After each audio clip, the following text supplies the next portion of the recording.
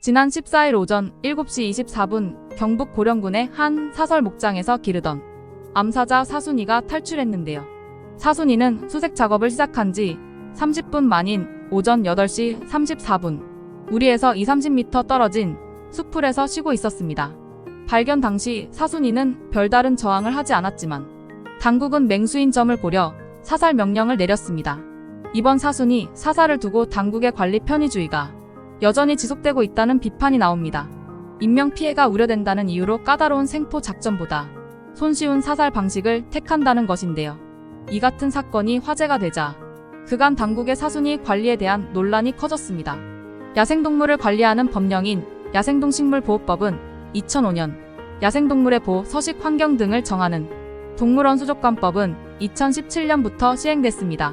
사순이는 현행법이 만들어지기 이전인 2000년 초 들어온 개체인 것으로 추측되는데요. 따라서 사순이는 강화된 법의 소급 적용을 받지 않아 별다른 규제를 받지 않고 적법하게 사육됐다는 판단을 받았던 것으로 보입니다.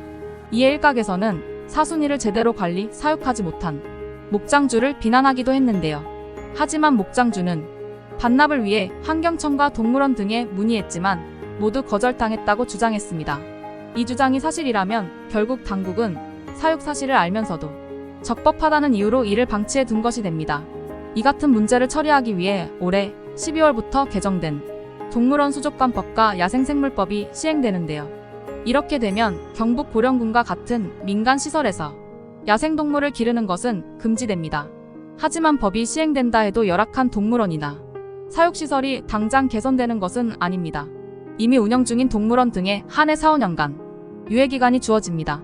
이에 일부 동물 단체들은 생추어리로 전환이 빨리 논의돼야 한다고 주장하고 있습니다. 사순이나 지난해 탈출했던 반달가슴곰 모두 주인이 국가의 반납을 원했지만 수용시설이 없다는 이유로 모두 거절됐던 것처럼 이러한 사례가 더 이상 발생해서는 안 된다는 겁니다. 현재 일부 지자체에서는 생추어리 시설을 추진 중이지만 모두 중소형 동물 수용이 목적입니다.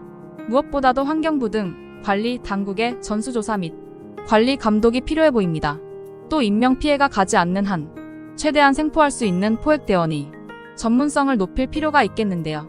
조희경 동물자유연대 대표는 단기적으로는 전문대원들이 탈출 동물을 생포할 수 있는 고도화된 포획 방식 시스템과 매뉴얼을 갖추고 장기적으로는 동물을 관리 감독할 수 없는 개인이나 동물원 등은 폐쇄시키는 강력한 조치가 필요하다고 밝혔습니다.